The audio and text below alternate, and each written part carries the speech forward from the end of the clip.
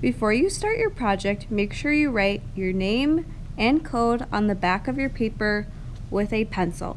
When you're ready, flip your paper over. I'm going to start my drawing by tracing a bunch of different size circles with this circle tracer. I have a couple different ones. I have these blue ones, and then I have ones that are just clear. And for me, this is a starting point of my drawing. I'm just filling in my paper with circles before I draw any faces or anything like that.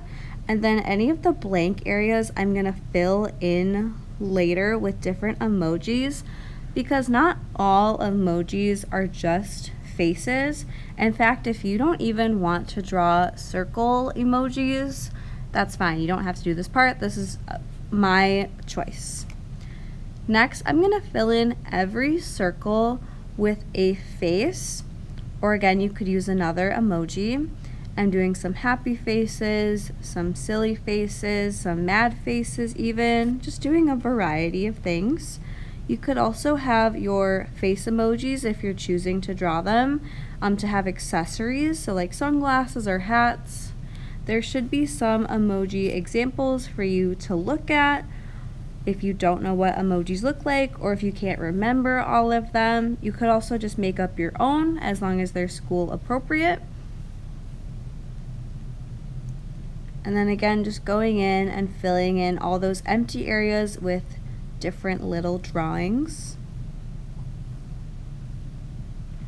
You could do some animal ones. I like to do the food ones or the holiday ones, or even some just simple shapes like hearts and stars.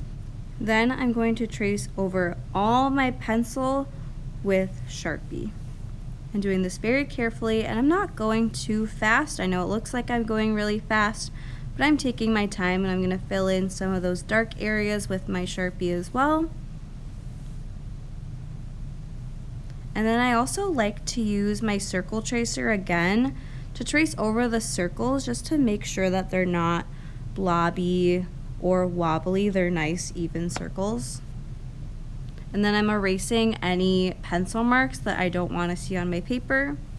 Next is the fun part. You're going to use a mix of different materials at your table to color in your emojis. Try to use all of them and experiment with different kinds of supplies. So here I made a ring of orange on the outside of my emoji with crayon, and then I'm going to fill in the rest with colored pencil. Think of using supplies that maybe normally wouldn't go together and see if it works and see if it doesn't work.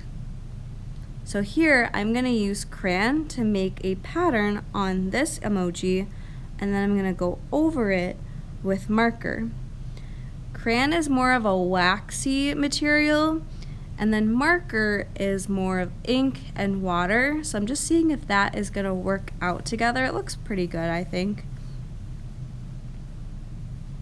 One of my favorite ways to color something is to try to make different values. So on this emoji, I'm taking this teal colored pencil and I'm making a dark ring around the emoji, pressing firm on my colored pencil, not pressing too hard, just hard enough where I get that darker color. And then I'm going to ease up on the colored pencil and fill in the rest of my emoji. Again, making different values or the lightness or darkness of a color.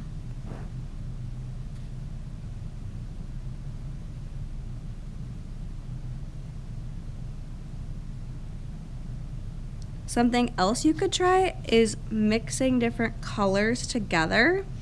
So for this emoji, I'm making a blue ring on the outside, and then I'm going to take a yellow crayon and kind of mix with the blue. And of course we know that that makes green. So try mixing colors as well. That can be pretty fun.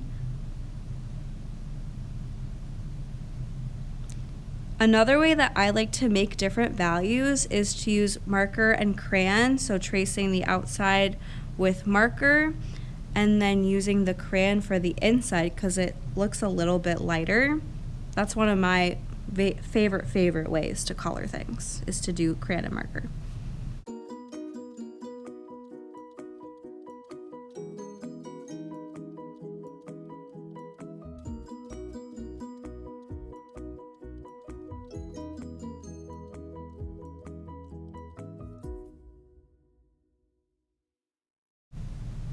I'm just going to fill in the rest of my emojis until it's all finished.